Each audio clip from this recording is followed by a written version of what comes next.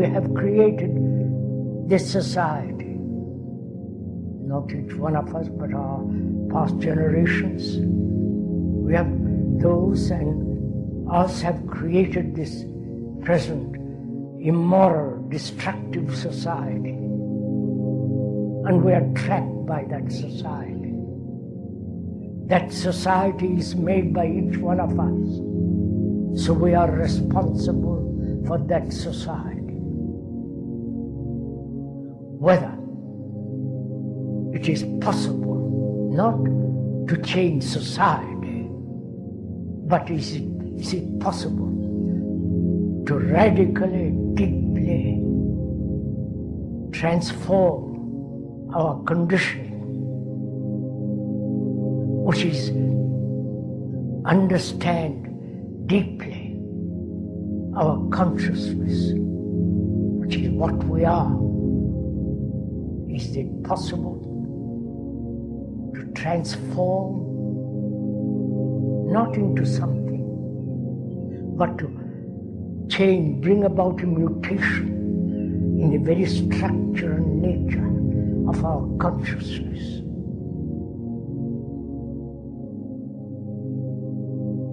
That is the problem. That is the crisis.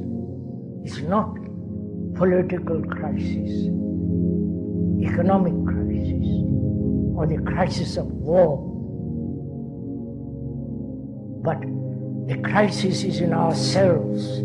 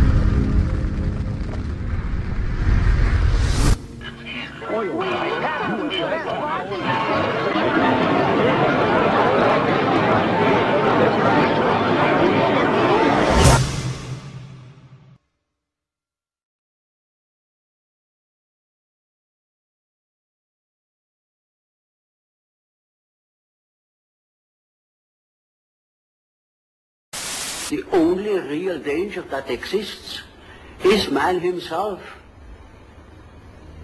He is the great danger, and we are pitifully unaware of it. We are the origin of all coming evil.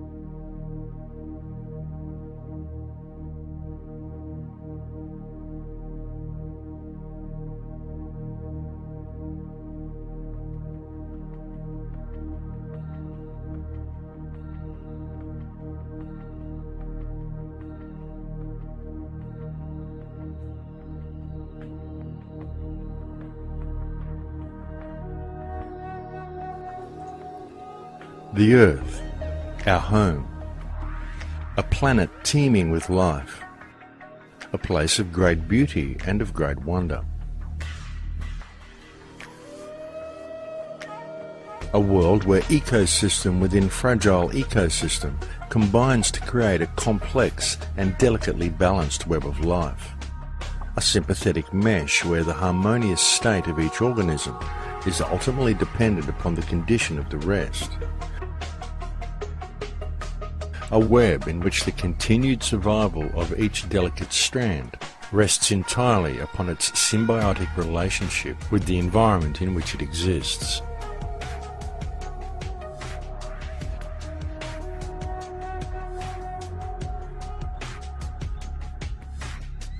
Certainly the web of life has always been a fragile one, and yet for millennia it always functioned perfectly, as everything within it held its own unique place and purpose. Within this web also dwells mankind.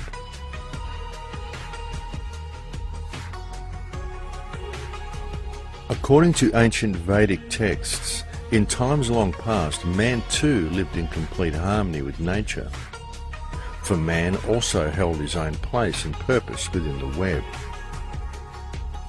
And so it continued for countless years, until there appeared upon the earth a new mindset in the consciousness of humankind. And with that mindset came a new type of organism.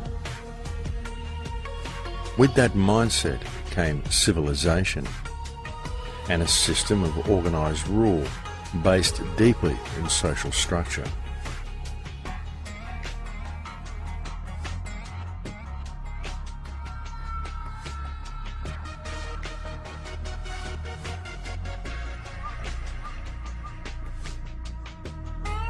How much do we truly know about the past?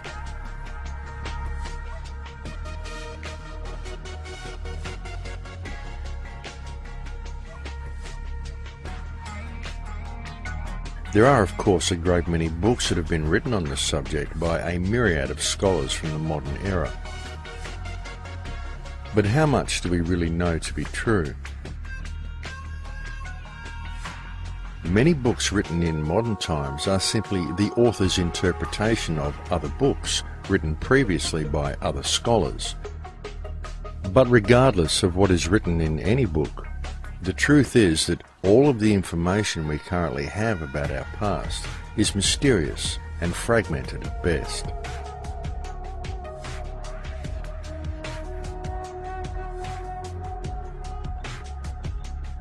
The theories presented in history books typically offer humanity a very orderly view of the past. And because these theories are presented to mankind hypnotically in printed form, most people automatically believe these concepts to be true. Yet upon further inspection, when one lifts their eyes from the printed page and looks deeper into the reality of their surroundings, quite a different picture emerges. And what about civilization itself?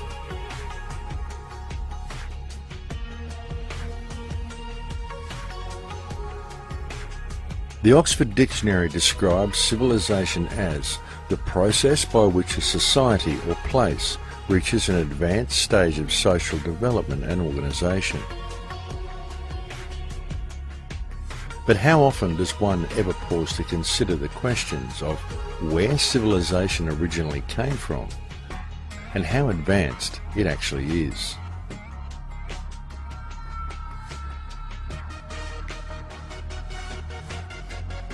Obviously, human beings are very resourceful creatures, and human ingenuity should not be underestimated.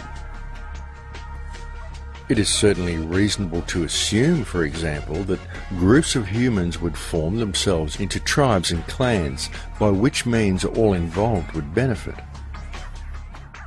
But how did such groups then lead to something as entirely uncivilized and wantonly destructive as civilization as it exists today?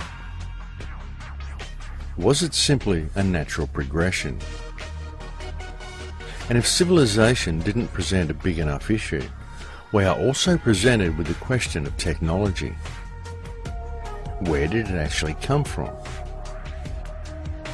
Who was it who first pulled a rock from the ground and decided to crush it down to its component parts, isolate those parts, and refine them into metals? In fact, how is the concept of metals even known, let alone the methods that are required for the extraction and refinement of such things? Would you, if left to your own devices, ever come up with a thing like metallurgy?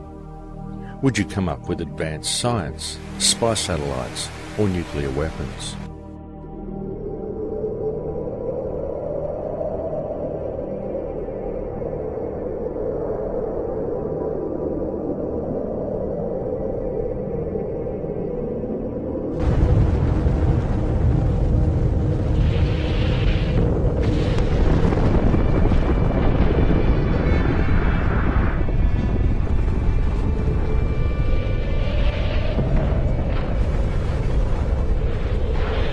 How did such inventions as these ever become part of the human psyche?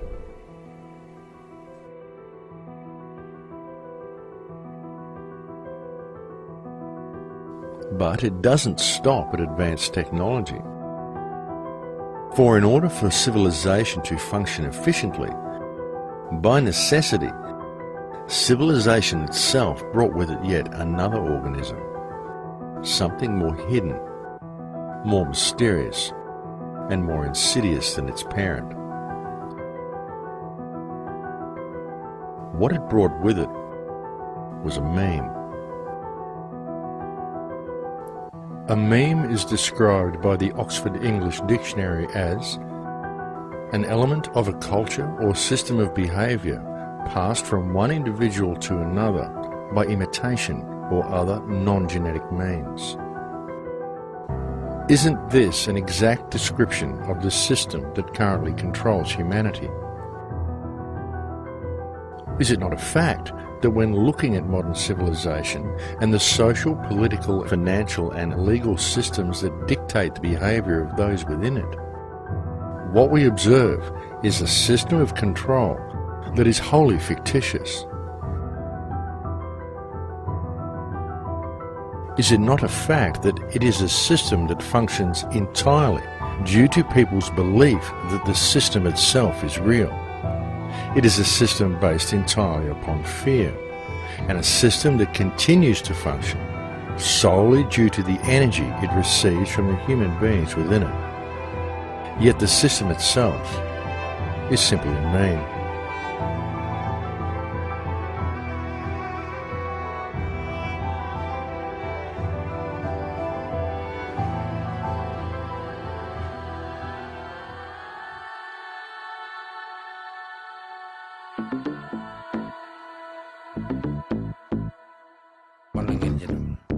You are me. We are them. I am free.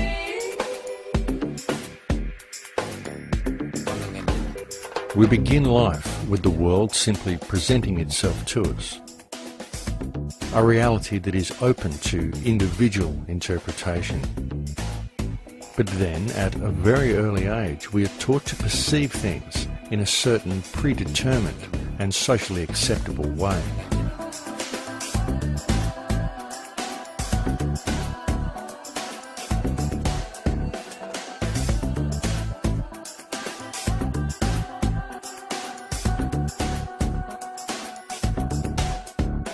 The process begins first at home, where we are influenced by the beliefs, the attitudes, and the behaviour of our parents and siblings.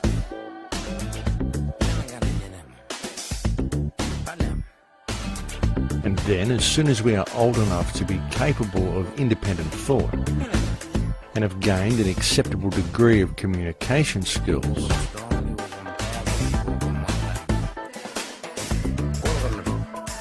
we are immediately placed within a tightly controlled education system, to then begin a process where our minds are carefully and deliberately moulded into a particular way of thinking. A process where little or no deviation from conformity is tolerated.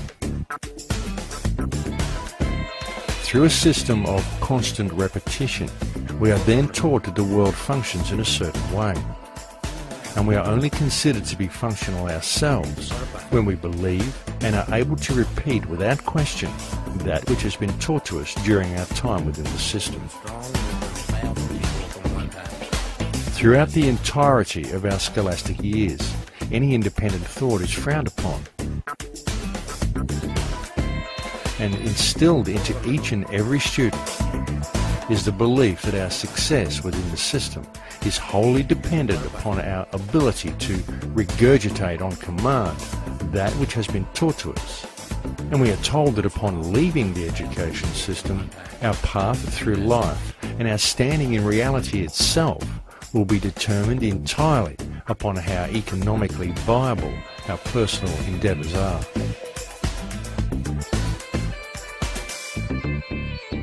You We are taught that it is only through profit and through continual financial gain that our personal success will be measured. We are taught that we must either work for someone or we must strive to gain a position in society where someone else will work for us. But either way, all must work. We are essentially taught to be slaves who will spend the majority of life in the pursuit of paper or of digital credits. And through our belief that this system is real, we find ourselves living within a society that has been structured in such a way that were we not to dedicate our time to the accumulation of such things, then all that nature has provided for us, all that nature has provided freely for the benefit of all, will remain forever out of reach. Yet in pursuing such goals in the belief that doing so will enrich our lives, all we do is give power to the mean that enslaves us, and the price we ultimately pay is the connection we once had to the world around us. The price we ultimately pay is life itself.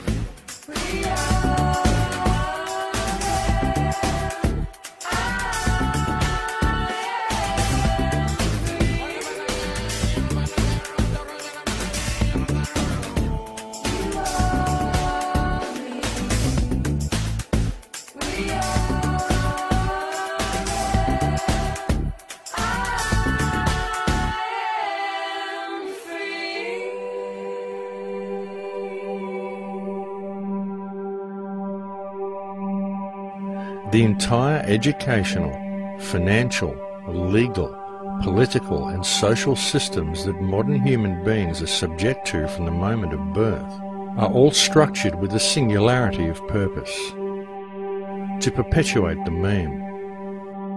These systems are designed to ensure that each individual is kept locked into a left brain understanding of the world, is kept disconnected from the reality around them, and that each individual grows into adulthood with the understanding that the meaning of life is the one with the most wins. But life is not a board game, and there is far more going on in the world around them than most people ever realise, because there is far more going on around them than that which can be perceived by the five senses. In fact, there is an entire language and an entirely different way of communicating with creation that is readily available to all. Only due to the solely left brain perception of reality that has been forced upon them since birth, most people do not even realise such things exist. And it has been so long since most of humanity accessed and used these higher senses that they've simply forgotten the language. When you look at the brain, it's obvious that the two cerebral cortices are completely separate from one another. Our right hemisphere functions like a parallel processor, while our left hemisphere functions like a serial processor. Because they process information differently, each of our hemispheres think about different things, they care about different things, and dare I say, they have very different personalities. Our right hemisphere, it thinks in pictures, and it learns kinesthetically through the movement of our bodies. Information in the form of energy streams in simultaneously through all of our sensory systems, and then it explodes into this enormous collage of what this present moment looks like, smells like, and tastes like, what it feels like, and what it sounds like. I am an energy being connected to the energy all around me through the consciousness of my right hemisphere. My left hemisphere, our left hemisphere, is a very different place. Our left hemisphere thinks linearly and methodically. Our left hemisphere is all about the past, and it's all about the future. Our left hemisphere is designed to take that enormous collage of the present moment and start picking out details, and more details about those details. It then categorizes and organizes all that information associates it with everything in the past we've ever learned, and projects into the future all of our possibilities. And our left hemisphere thinks in language. It's that ongoing brain chatter that connects me and my internal world to my external world. But perhaps most important, it's that little voice that says to me, I am. I am.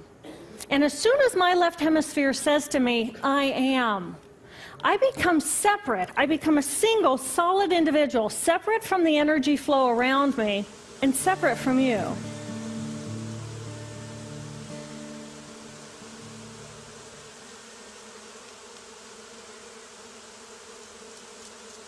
We have up here just an entire colony of bees creating some type of amazing magnetic force field around this tree. And this tree is transmitting whatever that is to the ground that I'm sitting on. Whatever this language is that's coming from all these insects, all these species, to and from the earth, back and forth. It's incredible, and the amount of communication that goes into it. We still, for some reason, think that we are the center of the universe, even though we try to pretend that we're not. Somehow we think that everything that happens around here, all the species, they have whatever scientific evidence that we understand. These species pollinate this, those species do this, do that, and the other. And as long as we take care of the species that we need, as long as we take care of all the ecosystems that will sustain us as humanity on this earth, then we'll be fine. Without understanding that if you were to look at it as this spherical spider web, 360 degrees, we're just a small little portion of it. And yeah, maybe a couple 100,000, maybe 1 million threads or webs would contact us. But when you branch it out and you understand that this entire web is connected to another spot, and there's 100,000 pieces that connect to that, 100,000 pieces that connect to the one down here, and overall, they're all connected in some way, shape, or form. So if you remove one because you don't think it's important enough, we seem to think it's insignificant because there's no direct impact on us. But I think that's such an illegitimate way of looking at it, because how could you say that any of this is not profound? How could you say any of it is insignificant when in the long run, it's not by a random occurrence that species grow in certain areas. It's not by a random occurrence that there are certain animal species in certain areas, certain plants in certain areas, and they all develop this massive ecosystem that feeds each other. How can we not say that specific ecosystems feed other specific ecosystems? How can we not say that the oceans are important to the deserts? How can we not say that all insects and species are important to plant life, important to mineral life?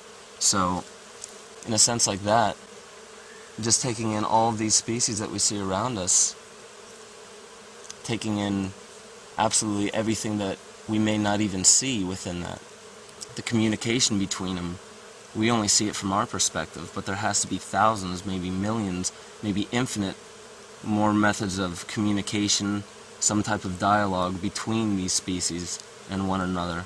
And maybe we don't hear that because it's not necessary for us to.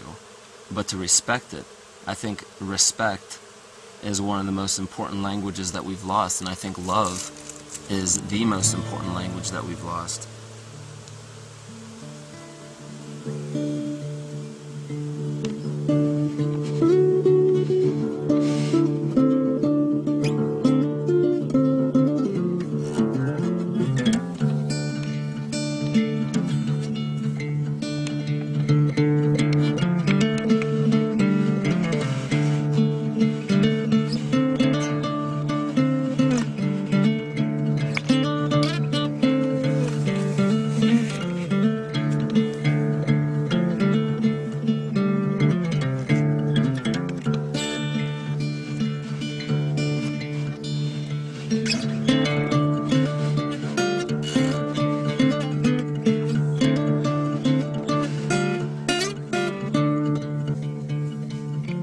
Ancient man had always had a symbiotic relationship with nature and interacted with his surroundings with a degree of understanding and communication that many people of modern times find difficult to even comprehend, let alone exercise. Yet, for most of humanity, this symbiotic relationship has now long since disappeared, and the language of nature has been all but forgotten. What happened? What was it that caused man to become so disconnected from the earth? And if civilization continues to follow its present course, how further disconnected are we likely to yet become?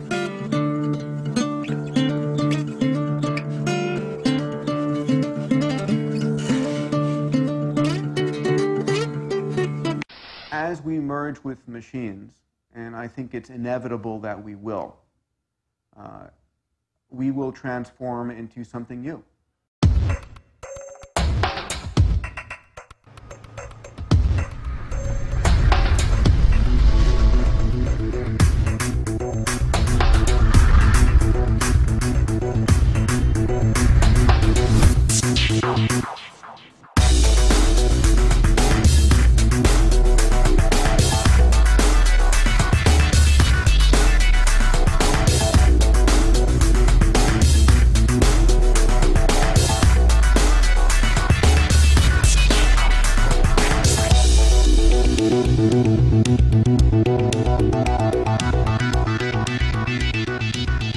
Transhumanism, the final frontier, or the final prison? Does it represent humanity reaching its greatest potential or facing its greatest threat?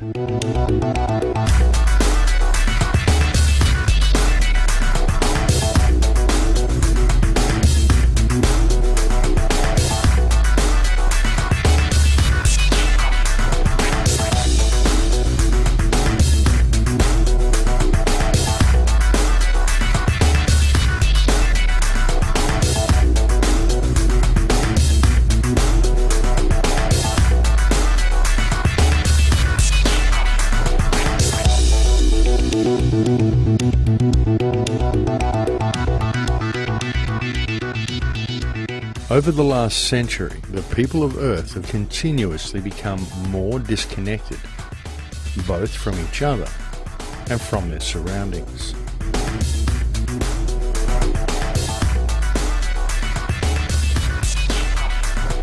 And by means of a government-controlled education system, the overall IQ of humanity has degraded significantly. And this has been a quite deliberate action.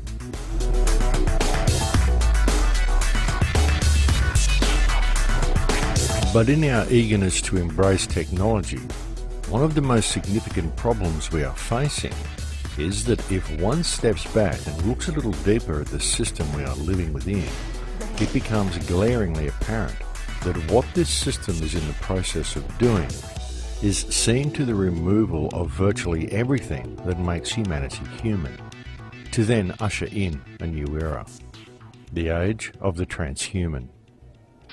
Anybody who is going to be resisting this progress forward is going to be resisting evolution, and fundamentally they will die out.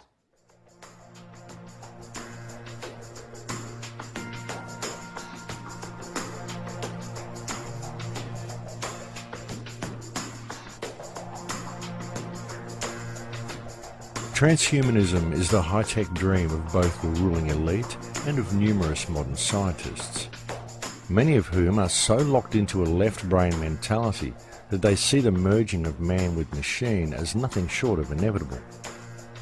And due to the lack of any real connection to reality that many people feel in the 21st century, in modern times there are a large number of average people who are actually eager to embrace the idea. And we see kids by the millions going to their doctors and their pastors nowadays saying, I don't feel anything, I don't feel human. And that's a perfect sign of the fact that individuals are no longer even able to identify with the human species anymore, because we're already in the midst of the species splitting in two, and those being still human and those others being post-human.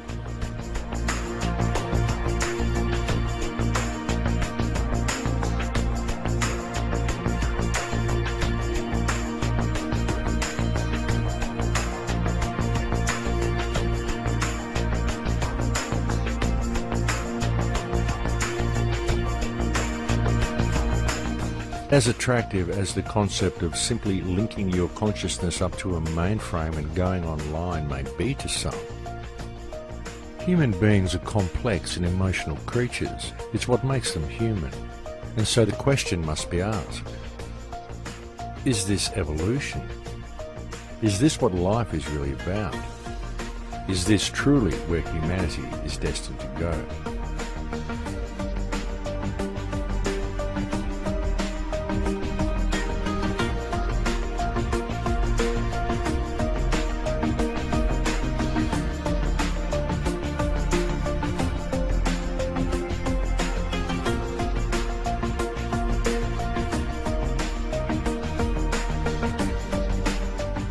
What is a human being? What makes it possible for a biological organism that is around 85% water to function as a sentient life form? Why do human beings experience reality in the manner that they do? And what effect may it have upon human beings if they were to enhance themselves with technology? There is a very, very dark side and an occult side to transhumanism, but I believe that everybody should be able to recognize that if you look at it for what it is, transhumanism represents mankind's desire to escape the human condition. I also personally believe that transhumanism is the religion of the atheists. Much is about upgrades, physically or intellectually, but if you listen to the transhumanists, they say that eventually you'll be able to upload your soul or consciousness to a computer. And at that stage you will basically be able to decide how you would like to live, how long you would like to live, but also the rules that would be surrounding you. Transhumanism is related to technological utopianism, a futuristic science fiction world, a belief that science and technology will shape things for the better, eventually leading to a utopia. It's an updated version of an old religion, an idea of a new heaven. If you're good, if you believe in Jesus, Allah, Vishnu, or Buddha, whoever, you will come to heaven. But much in the same way, if you believe now in science and technology, you are all going to reap the benefits of a new heaven that is going to be created right here on earth. We are on a quest to better ourselves, evolving toward a state of perfection.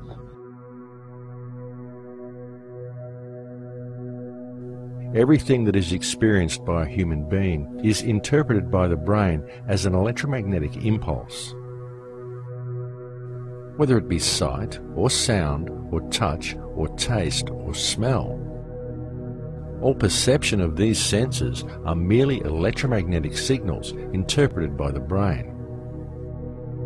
It can therefore be clearly seen that the human body is in fact an extremely advanced biological computer. And so the real question then becomes, what are the real implications and the real dangers of such a digitally controlled world? And ultimately, why? Why would humanity ever seek to blend something as complex, as highly advanced and as miraculous as the human body computer with something as inorganic and limiting as a machine that has the very real potential of being controlled by an outside source? It's not a matter of whether it's good or bad. It's going to happen.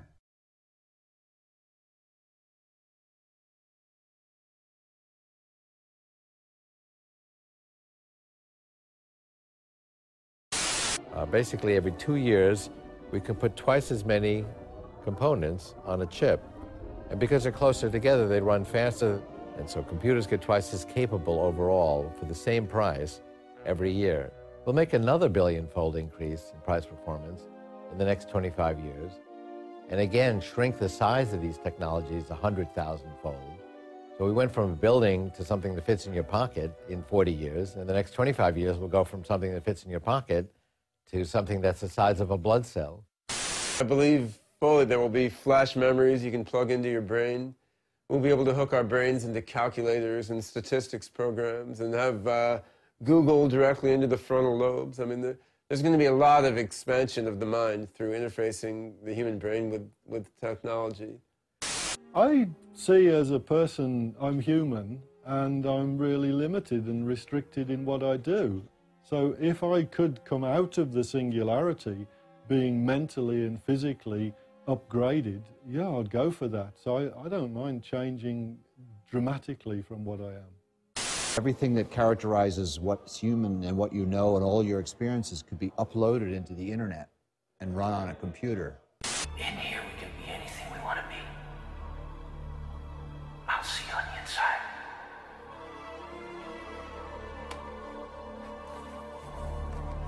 When you are completely identified with your ego, which is a fiction that we choose to believe in, then that's the same as believing in the constructs of a computer to be what you are. This universe is mine. I am God here. The ego is just different cycles and programs of energy running in circles without any purpose to it other than just instant gratification. And that's post-humanity, and we're already in the thick of it.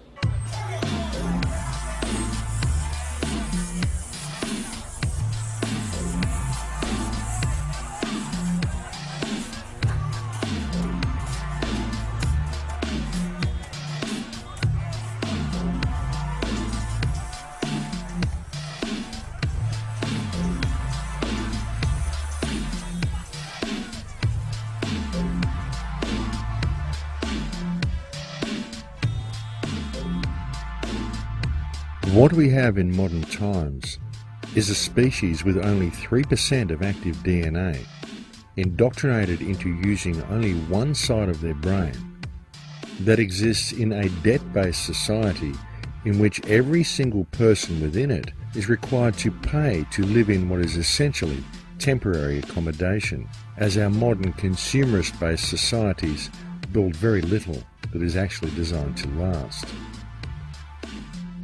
Whether they are truly aware of it or not, modern human beings live their entire adult lives in a largely unnoticed system of slavery, and this can easily be seen when one truly absorbs the implications of paper being more important than people. And now imagine this taken one step further, and having each person locked into a digital world in which it would be an easy task to permanently lock human consciousness into a completely false reality, enslaved into a state of permanent debt forever. And if you question your captors or refuse to work, if you decide you would be better off free, then what then?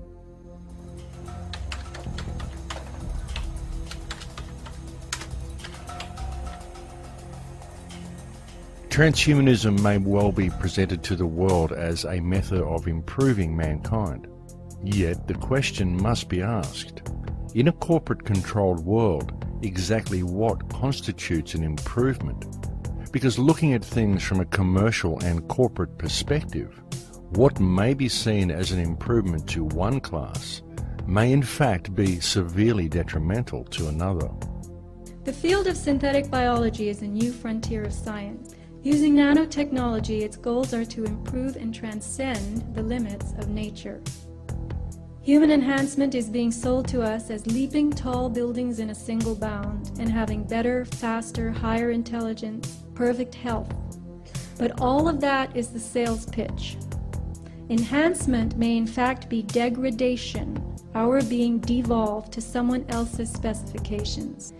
For instance, a specimen that can work 18 hours a day, a specimen that is sterile, that will never have the responsibility of caring for others, a specimen that is even-tempered, with a narrow, predictable range of expression. All this is enhanced, improved. We approach two paths. One is based on becoming divine by expanding our consciousness. The other path is focused on becoming God in a materialistic way, using technology. I believe both will become reality, revealing the soul of the decider. We should choose carefully. For the first time in all of human history, mankind is politically awakened. That's a total new reality. And most people know what is generally going on in the world, and are consciously aware of global iniquities, inequalities, lack of respect, exploitation. The combination of the two, a diversified global leadership, politically awakened masses, makes a much more difficult context.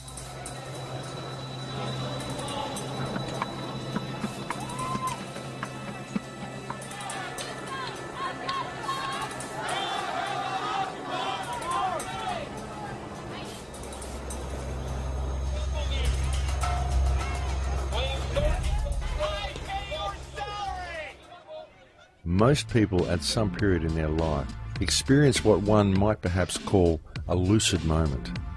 A moment when they look at life around them and they think, is this it? And then it suddenly hits them that there must be something more, that there is something more to life. Many people instinctively know that there is a great deal more to reality than what can be perceived with the five senses. But because most people think only with their left brain, they believe that connection to these realms can only be achieved through external technology, through science. A very good example of this is the internet. People find the internet with its instant connection to others and its instant access to information to be quite natural. In fact, there are many people today who simply cannot imagine life without it. The internet, in its own sense, unites humanity as one organism, able to communicate with itself spontaneously. And this becomes more true each day as more countries and more people come online. In this growing web of communication, we can clearly see the unification of mankind becoming a reality. But it is a digital version of it. One could almost say that the internet as we know it today is the central nervous system of a new humanity. A humanity that is vastly different from anything that has previously existed.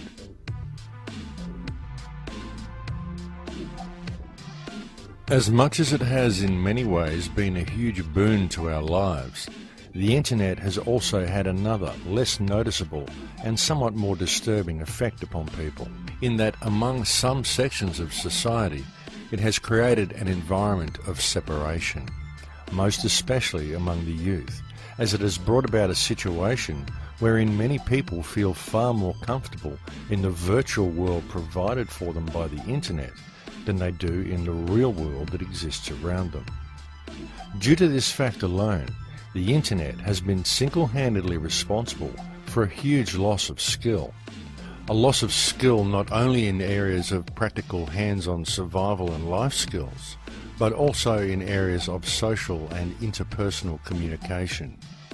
And it is also interesting to note that people with such characteristics would indeed be those most likely to embrace the merger between man and machine.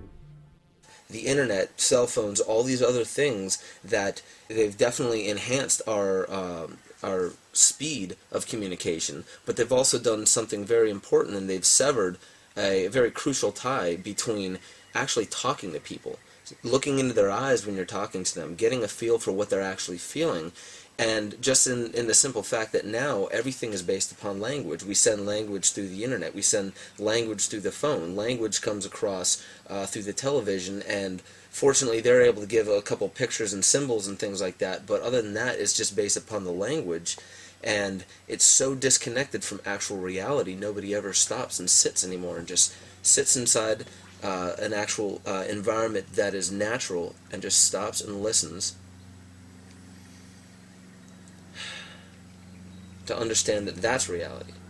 Because when we're talking, when we're jabbering, when we're watching something, when we're striving for something, when we're looking for this money, when we're looking for this car, when we're just going and going and going, that's nothing more than just a hamster on a wheel, just running and running and running, not really getting anywhere. And that's where the disconnect comes in. There's no nature in that anymore. We've completely divorced ourselves from nature. We are devoid of it now, because all in all, it all comes back to this little tube that sits in the corner of our room and tells us what reality is. And we sit there and we digest it and digest it and digest it until eventually we realize that this is just another form of poison, and all the poison is doing is disconnecting us. Right in the comfort of our own homes, simply by pushing a button and turning a dial. Well, transhumanism is the next stage on from where we are now. I mean, we have what I call the body computer, this biological body computer. And because those in the shadows understand that that's what it is, and that we are like in a cosmic version of the wireless internet, you've got this kind of infinite energy field of information of various depths and various levels of awareness and expansion, and then you're decoding this bit of the band. Now, if you decode this bit of the band, which is what this body does, then that's your world, that's your everything, if you're just only aware of that. And so we have a global population that is constantly programmed to read a certain band, and then only some of that band within it.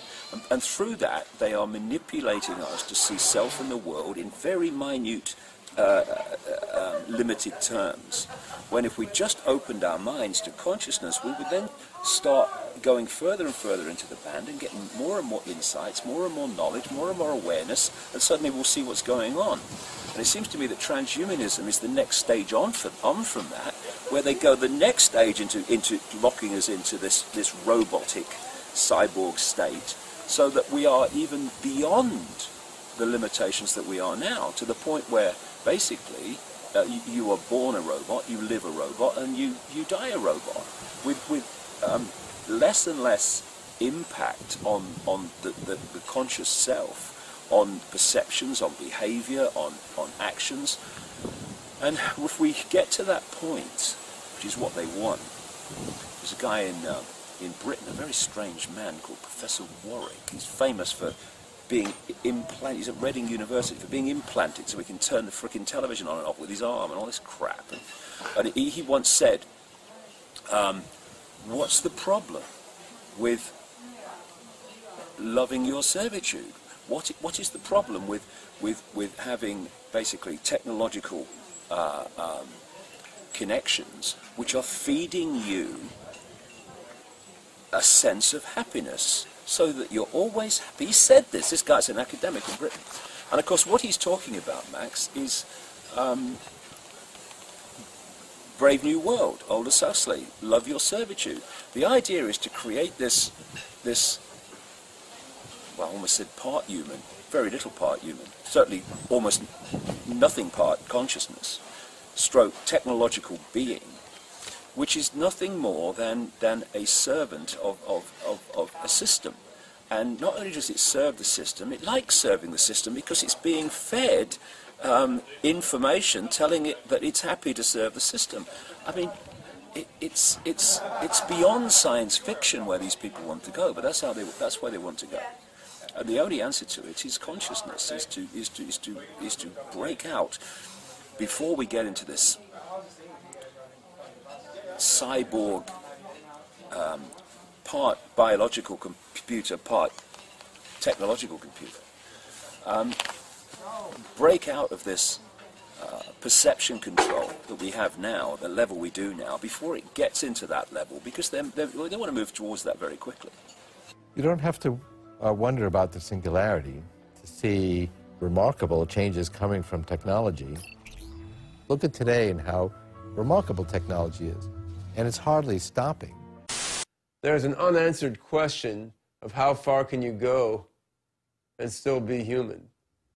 Technology is surely a wonderful thing, but by the same token, there can be no denying that via the manipulation of what technologies are released to the public based on their ability to generate income, rather than on the true benefits they hold, then the more technology man acquires, the more disconnected from the earth he seems to become. And it must also be clearly understood that technology itself is not the problem. Technology has most certainly been of huge benefit to our society, and it is nothing to be scared of. However, it needs to be kept in balance and used as a service to mankind. But what actually is transhumanism? What does it really mean? The transhumanist dream is perhaps best summed up by Ray Kurzweil at the close of his film Transcendent Man. And as positive and beneficial as the idea is presented to the viewer as being, the underlying tone is of the gradual assimilation of all life upon the earth, and indeed the entire universe, into one huge nano-machine, whereby the universe will become intelligent, as if it wasn't already, and at which point man himself will have created the machine god transhumanists believe human consciousness will ultimately become. In the future, everything will become intelligent. Nanobots will infuse all the matter around us with information. Rocks, trees, everything will become these intelligent computers. So at that point, we're going to expand out into the rest of the universe. We will be sending basically nanotechnology infused with artificial intelligence. Swarms of those will go out into the universe and basically find other matter and energy that we can then harness to expand the overall intelligence of our human-machine civilization. So the universe will wake up. It'll become intelligent. And that will multiply our intelligence trillions of trillions fold. You know, we can't really fully contemplate. And that's really the main reason this is called the singularity. But regardless of what you call it, it will be the universe waking up. So does God exist? Well, I would say not yet. We are the Borg. Lower your shields and surrender your ships. We will add your biological and technological distinctiveness to our own.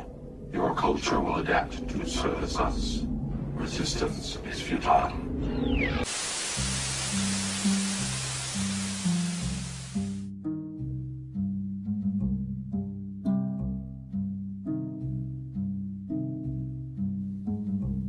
One must truly ask, is this the direction mankind should really be heading? But even more importantly is the question of whether mankind is actually being given any choice in the matter. And if the answer is no, then the next question is how might such a thing as the global implementation of the transhumanist agenda as outlined by Kurzweil actually be achieved without the knowledge of the general population? Biotech is an exploding frontier. It is clever enough and small enough to enter and change our very cells. When nanobiotech has a firm footing in us, it will be easy to upgrade and downgrade anyone and anything in any way. Oliver Curry, an evolutionist at the London School of Economics, predicted in 2007, the human race will one day split into two separate species, an attractive, intelligent ruling elite and an underclass of dim-witted, ugly, goblin-like creatures. Technology is only ever as dangerous as the mind of whomever wields it. And if those who hold the reins of power in this world can in any way be appraised according to their track record, then for the bulk of mankind, transhumanism presents itself as a very dire future indeed.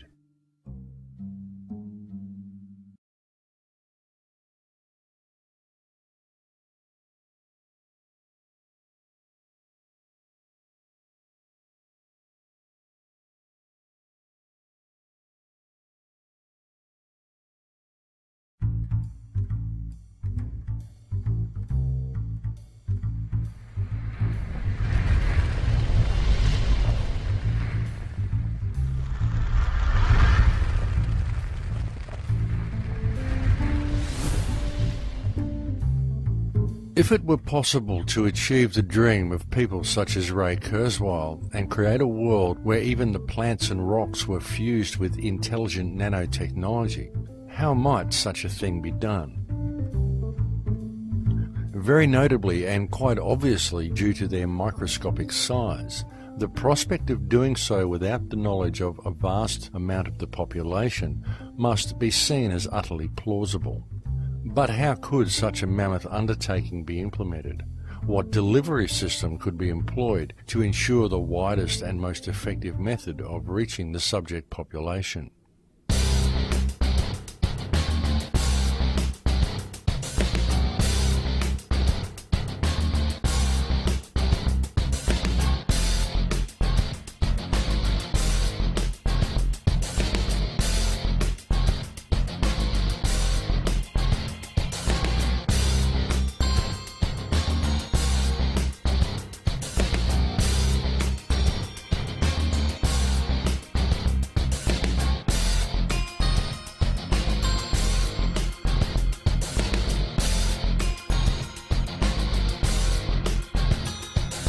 The phenomenon known to the alternative research community as chemtrails, and referred to by the British and United States governments as geoengineering or climate remediation, is perhaps one of the most controversial topics on the table today.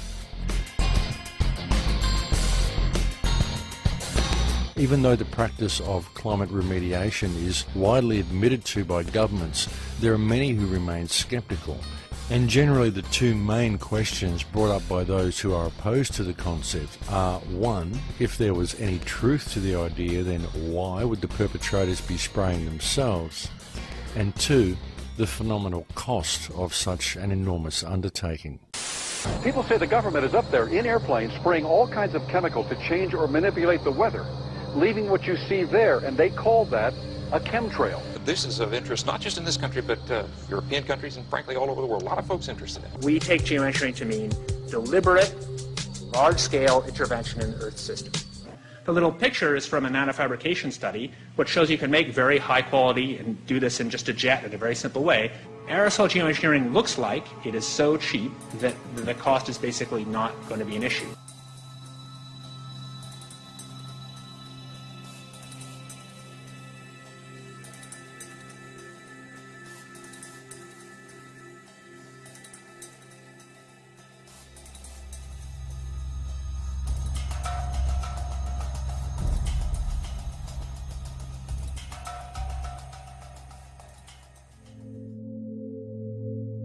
Because nanoparticulates are potentially self-replicating, the cost of producing them is actually quite negligible. As for the question as to why the perpetrators would be spraying themselves, well, that answer is in fact a very simple one.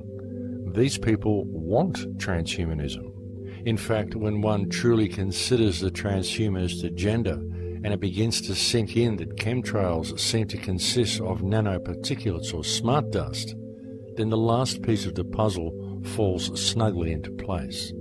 And it is far from inconceivable that were the global population to be infused with programmable nanoparticulates, then when these tiny machines are switched on, they will simply do what they are programmed to do. And that what this may also be largely due to what other genetic codes have first been introduced into the host. We have more than tripled the numbers of doses of vaccines we're giving our children in the last quarter century. Up to 15 by the age of 6. Why are so many highly vaccinated children so sick? The elites, those who can afford to carry out practices such as chemtrails, generally don't eat processed or genetically altered food. And it is extremely unlikely that they are subject to the same rigorous vaccination regime as the general public. If mankind is indeed ingesting nanoparticulates without their general knowledge, then how might such machines be controlled or switched on? In answer to this question, one only needs to realize that it is now a long-established fact that when anything occurs within the human experience, ultimately the information travels around the body electromagnetically. All our 5 senses, along with any emotional information, is all interpreted by the brain via these electromagnetic signals. Therefore, it is also an established fact that man can be influenced and even controlled via electromagnetism. Metallic salts have made our air conductive. This means that we and everything around us can transmit and propagate energy.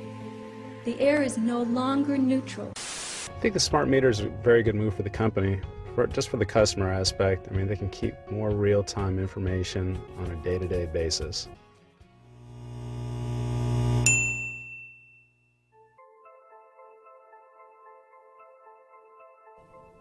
The huge awakening that has been seen in recent times leaves little doubt that mankind and consciousness itself is in a state of evolution. But there also exists compelling evidence suggesting that there are certain forces at work who wish to control the direction this evolution will take. The second group of materials found in these environmental samples is unidentifiable fibers. And I really want you to appreciate the meaning of unidentifiable. These fibers have been sent to sophisticated laboratories, and there is nothing nothing in the databases that match them. These are fibers, we could say, that do not exist in nature. People around the world are developing lesions on their skin that ooze and produce fibers. This is known as Morgellons syndrome. Tissue samples cultured from ordinary people without this ailment contain and grow the very same fibers. When these fibers are cultured, they produce colonies of filaments. You can see the extension filaments.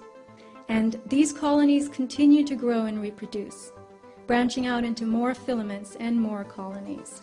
The filament cultures can be grown from saliva samples, tissue from the skin, mucus, urine, blood, from animals and people, regardless of the presence of the Morgellons condition. So where do these fibers or filaments come from? Airborne environmental samples that were collected by Clifford Carnicom in 2000, the year 2000, gathered at high altitude on a mountain in New Mexico, showed the presence of those fibers, whose structure matches exactly the tubular filaments showing up in our blood, tissues, and skin. Additionally, the samples collected by Mr. Carnicom showed what he calls, and was called in biology, desiccated erythrocytes. This is a multisyllabic term, but it means dried red blood cells. So, why are dried red blood cells in the air? See, nanocells are real small, 1,000 times smaller than these dust particulates. You inhale it, they go to work, replicating, spreading like a virus, multiplying in exponentials. 6 months' time, I could have 100 million people.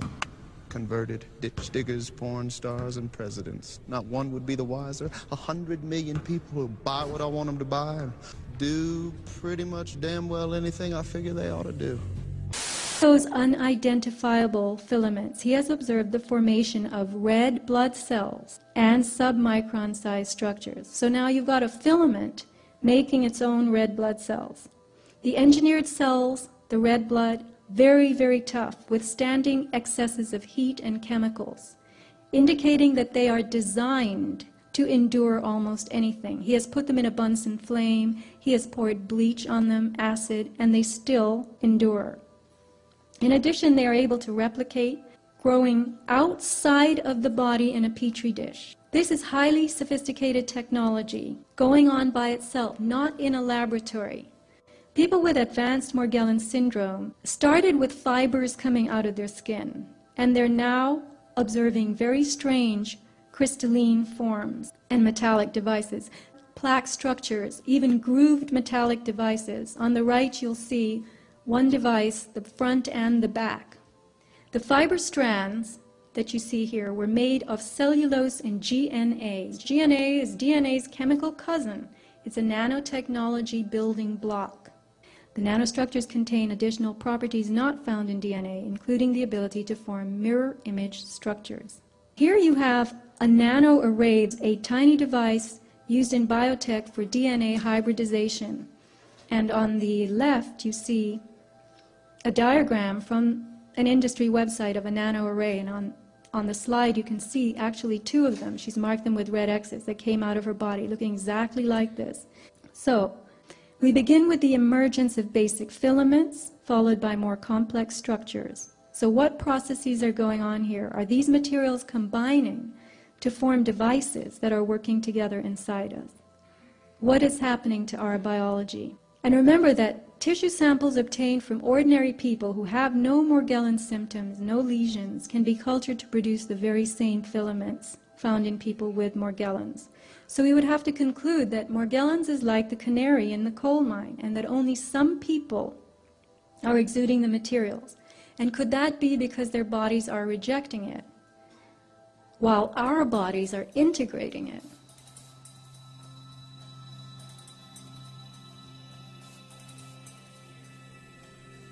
There has been a force that is mostly unseen in control of this planet for an extremely long time, and evidence very much suggests that this force is attempting to manipulate the evolution of human consciousness that is currently taking place.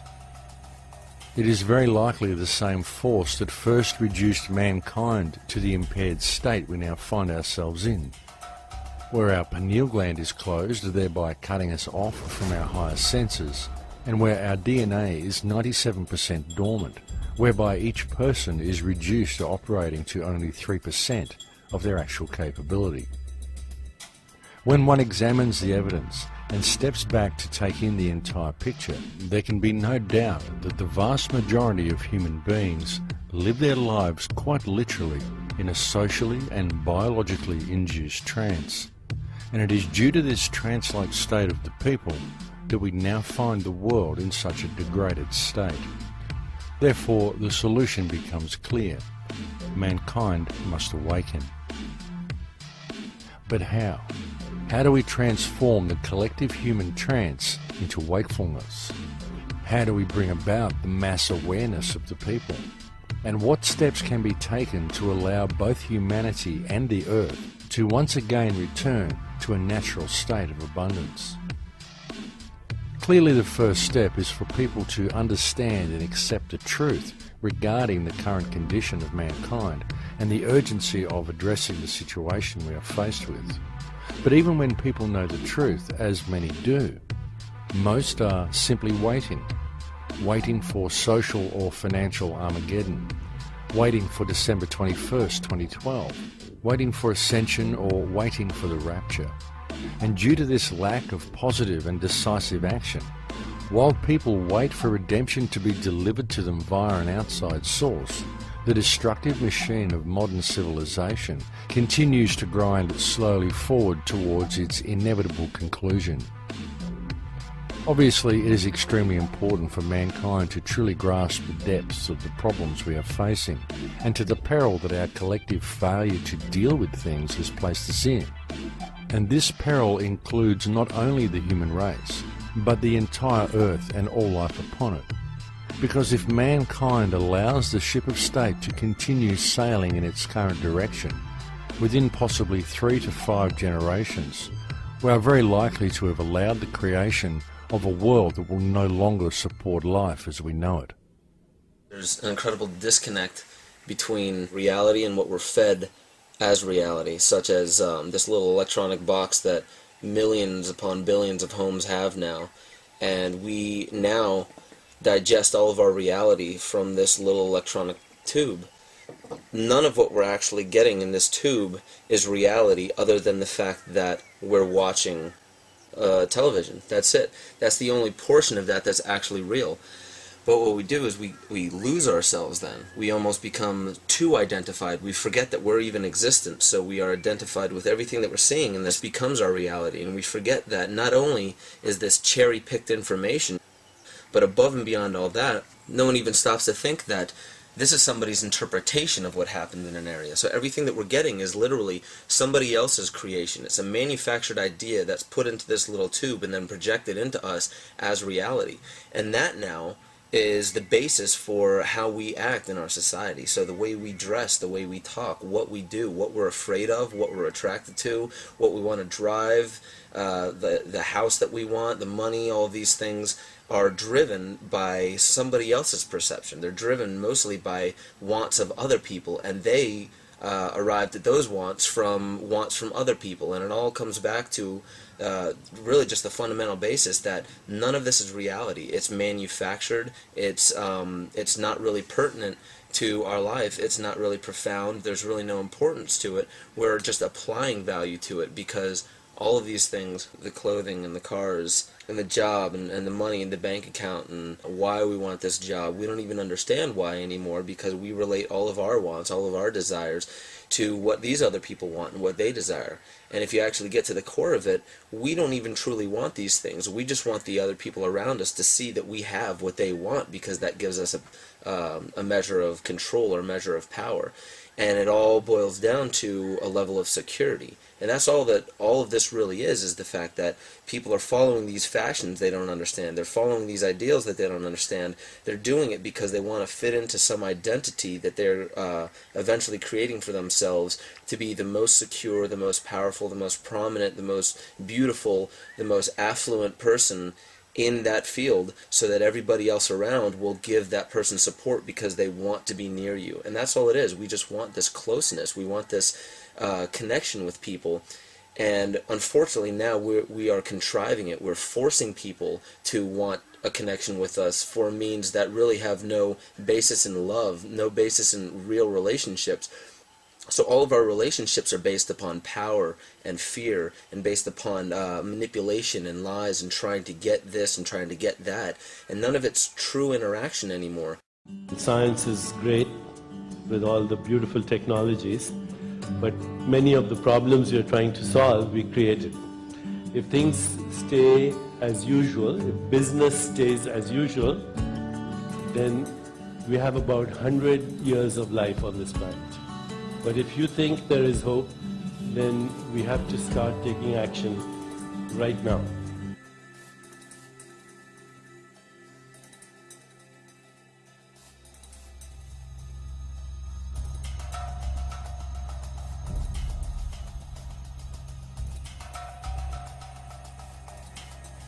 Indeed, if heavy industry and the genetic manipulation of the Earth environment is allowed to progress at its current rate, then the only life that will be able to survive on Earth will need to be of a very robust nature. Such life would be transhuman by necessity. Biology divides life into three kingdoms: bacteria, archaea, and eukarya. Bacteria and archaea are simple organisms with no subcellular compartments. Eukarya are complex, with defined cell compartments and internal organelles, mini organs like mitochondria that make DNA and energy for the cell. Plants, animals, and humans are eukaryotic, as are fungi and slime molds. The archaea are the hardiest of the life forms. They're able to withstand grinding pressure, heat, acidity, and alkalinity. They can live in volcanoes, geysers, and the ice shelf. Now, the materials appearing within these filaments are as tough as archaea. They look like bacteria, and they self-replicate. And natural fibers would be classified as fungal in the domain of eukaryotes. But these fibers contain forms from the other two groups inside them. You're looking at a tubular fiber with self-replicating internal elements resembling bacteria and behaving like archaea. That does not happen in the natural world. They are designed to endure almost anything.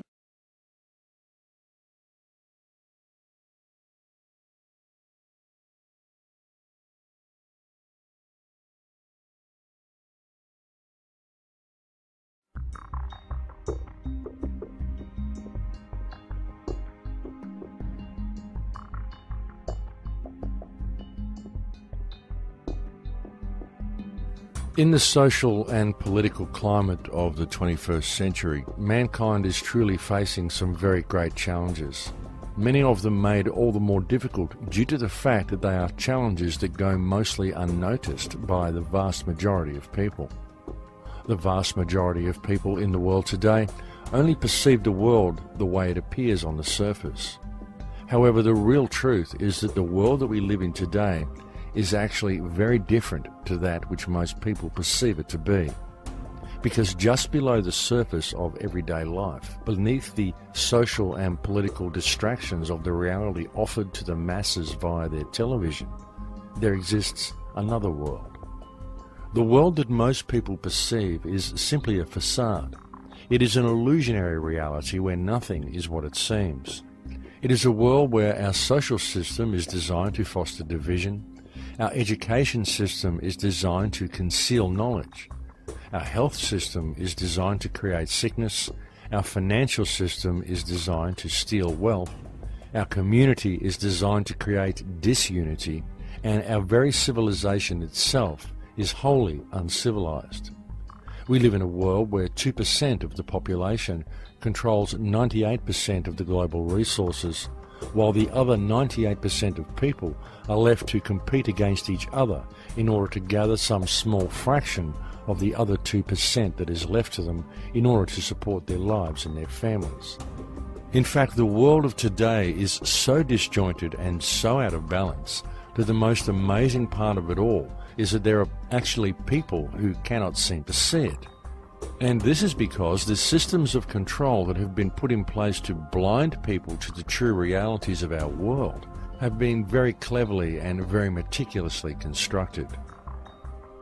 Though much of our society may appear to be free on the surface, if the truth be known, mankind is actually far from free. We are simply free range, for the world of modern times is actually a very controlled place. But the situation is not wholly lost, for the simple truth is that mankind has allowed their servants to take over the mansion. And these public servants have worked and are continuing to work to steal everything of value that they can from the people, while gradually enslaving the world to a set of rules of their own contrivance. Legislation that has been cleverly designed to remove actual law from the planet and impose in its stead the will of individuals. When one puts all the pieces of the puzzle together on the table, the chemtrails, the HAARP arrays that are appearing all over the planet, the promotion of wireless technology, the smart meters, the introduction of repressive legislation such as Codex Alimentarius, the mandatory use of Monsanto genetically modified food, the destruction of the water table, the introduction of brain-inhibiting toxins such as fluoride into people's diets, it becomes quite evident that the ruling factions on this planet are actively engaged in the genetic modification of all life on this planet in order to further the transhumanist agenda. It is being done quite deliberately and quite purposefully, and it is being done with neither the knowledge nor the consent of the vast majority of mankind. And all the evidence needed to support this conclusion is right before your eyes, if people would simply take the time to look. The truth is that everything we are facing is visible in plain sight, and so is its inevitable conclusion. It's just that people tend to focus on their own little symptom and never step back to view the entire structure of our world holistically, and thus our response to the problem is compartmentalized, essentially rendering it ineffective. And this is all done by design, because in addressing their respective symptoms, people are trained to believe they have to work within the parameters of the system, rather than addressing the actual root of the problem.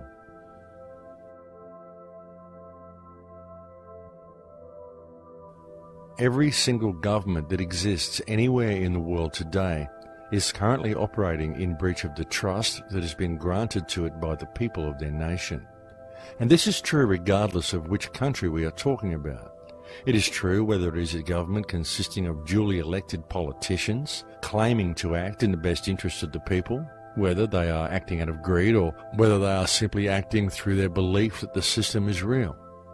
It is true whether it is a military dictatorship falsely declaring a self-granted right to dictate what is good for others.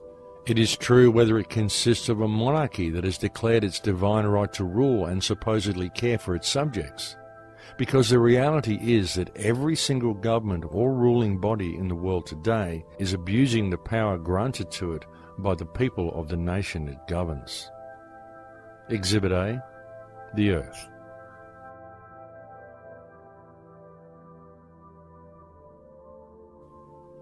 The remedy is for mankind to re-establish themselves as who and what they are, because the only ones who have any chance of addressing this situation are the people themselves. The first thing to be done is for people to notice their surroundings and to realize that very simple alternatives to the wantonly destructive direction of our current system exist right now. Carbon at the nanoscale is actually transparent. and flexible. And when it's in this form, if I combine it with a polymer and affix it to your window, when it's in its colored state, it will reflect away all heat and light, and when it's in its bleached state, it will let all the light and heat through, and any combination in between. To change its state, by the way, takes 2 volts for a millisecond pulse. And once you've changed its state, it stays there until you change its state again. The nanomaterial, 2 nanomaterials, a detector and an imager, and it takes all the infrared available at night, converts it into an electron with a space of 2 small films. This is taking infrared radiation, wavelength, converting it into an electron. What if we combined it with this? Suddenly, you've converted energy into an electron on a plastic surface that you can stick on your window. But because it's flexible, it can be on any surface whatsoever. The power plant of tomorrow is no power plant. I can generate energy cleanly, efficiently, and cheaply right where I am. It's my energy. And if I don't need it, I can convert it back up on the window to energy, light, and beam it, line of sight, to your place. And for that, I do not need an electric grid between us. The grid of tomorrow is no grid. And energy, clean, efficient energy, will one day be free.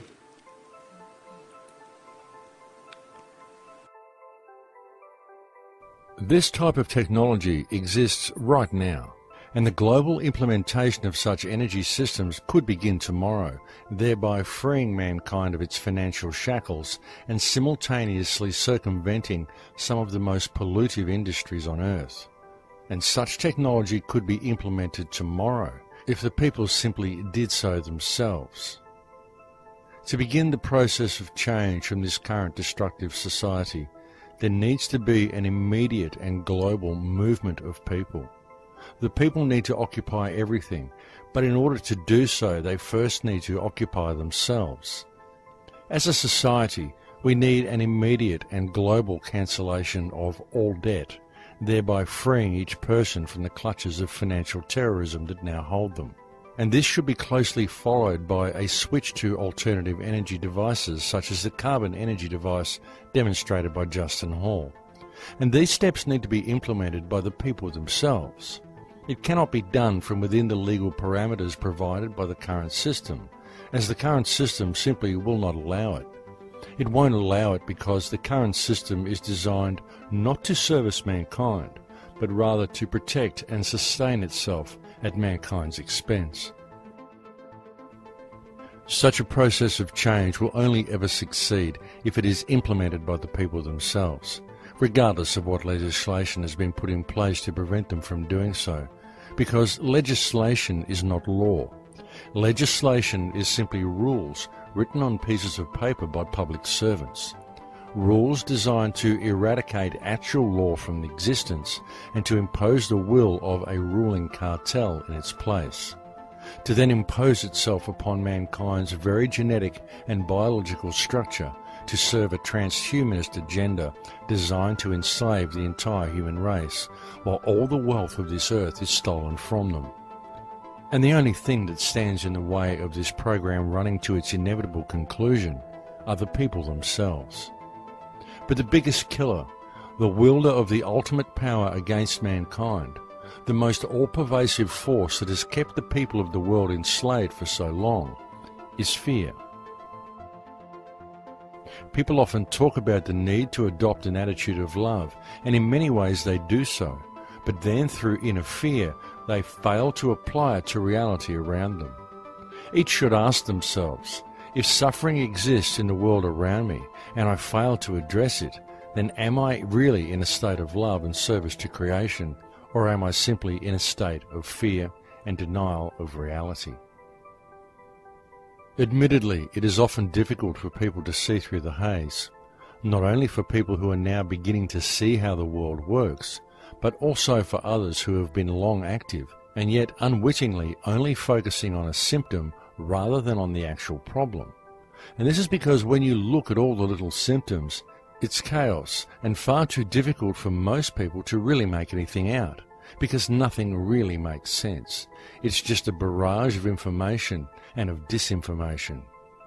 It doesn't begin to make any real sense until you begin to look at things holistically, and then it all falls neatly into place. Though often, even when the real problem is clearly seen, most people simply point the finger and fail to see the actual solution. It is time for each person on this planet to remember who and what you are, and to never lose focus of the fact that government was created by mankind in order to service mankind's needs, not the other way around. So you must always, always question authority. If someone in fancy dress interferes with your ability to be yourself to your fullest potential, if you have always respected others and there is no injured party from your actions, then you should always question what right anyone has to compel you to perform any action or to make any demands of you at all. As more and more rules are put into place, mankind is becoming increasingly more regimented. We now find police officers stationed on school grounds, as what was once a childhood prank and part of growing up is now often seen as a breach of law, a crime. Self-expression is frowned upon unless it is carried out under strict supervision. And at the rate our regulatory bodies are going, eventually society will no longer tolerate any individuality at all. Eventually it will be illegal to even think outside of the box. Essentially, illegal to be truly human. The truth of the matter is that the people of this world are, even now, living in a very low-security open-air prison. And the only ones who can implement the positive change required to escape it and to pave the way for a free humanity are the people themselves. The solution has been there all along, for the solution lies with the people. It is always laid with the people. And all that is really required for mankind to escape from the prison that enslaves us is for people to realize the truth of the invisible bars that surround their minds, and to realize that the bars are only there due to people's belief that the system is real. The only reason you have to pay land rates, pay taxes, succumb to the will of greedy corporations, and adhere to legislation created by corrupt government bodies and designed to remove your liberties. The only reason all the modern world finds itself in a position where it is virtually enslaved by public servants is because you live in a divided society, and to people's failure to build common unity within their community, to get to know their neighbours, to support each other, and to see each other as valid. People have been taught to judge others by their differences, to play the blame game, to point the finger at another, and to voice their anger for their hardships and feel that they have achieved something, when by doing so they are simply perpetuating the division and effectively missing the actual problem altogether. Our leaders have replaced true and natural law with a set of rules of their own contrivance, and these rules have served to rob mankind of our earth and of our heritage. And we the people, the 99%, are truly the only ones who have the power to effect positive change. An alternative way of doing things, a system that empowers and frees the populace, will never be implemented via the means of the system that currently enslaves them. There is no legal remedy, no remedy in politics, no remedy in government. There can and will only ever be remedy found in natural law and in a population willing to honour it. And so now, more than ever, it is time for mankind to act and to clearly understand who we are. The most important thing we can do in the present moment is to realize that we each have the ability to peacefully but firmly stand to stop the further destruction of our water table and to prevent the rest of the transhumanist infrastructure from being put into place. And most importantly, to connect with our community and to lead by example in all that we do. And together we can easily reclaim our heritage and our birthright. But it will not be done while there is judgment or accomplished through violent revolution. Nor are they needed, because all it would take is mutual respect and a united act of non-compliance to a fictional system that enslaves the minds of almost all who inhabit this world due to people's belief that the system is real. Civil disobedience is not something outside the realm of democracy. Democracy requires civil disobedience. Without civil disobedience, democracy does not exist. You see, the solution lies with each of us. It lies with me, and it lies with you. And it lies in a simple choice between love and fear. Indeed, the path to remedy, the path to positive change, the path to alter the direction the ship of state is now sailing is right at our feet. All that is required is to take the first step. In Lakesh.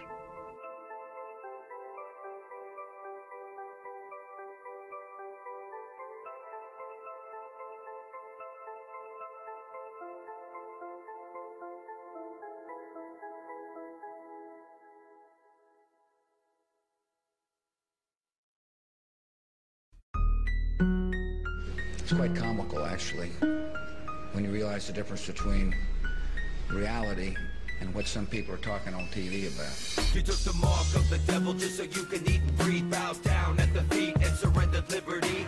Tyranny and terror, corrupted dictators, posing as your leaders while they poison every leader. Pumping fluoride in the water while they rape Iraqi daughters. Dumbing down the public, fashion magazines and fodder. Now they slaughter weakened nations. Faulty explanations sell fear to the masses. Terror level elevations, revelations is unfolding right before your eyes. Wake up in a FEMA camp, drugged and hypnotized. Fourth Reich's taking over while you focus on your bling. But I bet by this point you haven't heard a damn thing. It's destruction by design, prophesied in every script. Take a big step back, see the whole picture. A distraction of the mind to keep you living in a bubble. We're in a lot of trouble because less than 3% of you people read books. Because less than 15% of you read newspapers. And when the 12th largest company in the world controls the most awesome goddamn propaganda force in the whole godless world, who knows what shit will be better for truth? Problem, action, reaction, solution. It's time to wake up to the formulas they're using. State-sponsored terror to burn our constitution. Weapons of mass deception of the media delusions. Using double speak to keep you following like sheep. CNN and Fox News to keep the populace asleep. Never looking, never question why we're headed towards recession. The dollar's worth a nickel, but we're ruled by our possession. I mentioned that those towers fell in less than an hour. Ignorance is bliss, the source of the power. But they'll cower in the shadows if we all wake up and see that the land that we're living in is nothing close to free. It's destruction by design, prophesied in every script. Take a big step back, see the whole picture. A distraction of the mind to keep you living in a bubble. We're in a lot of trouble. So you listen to me.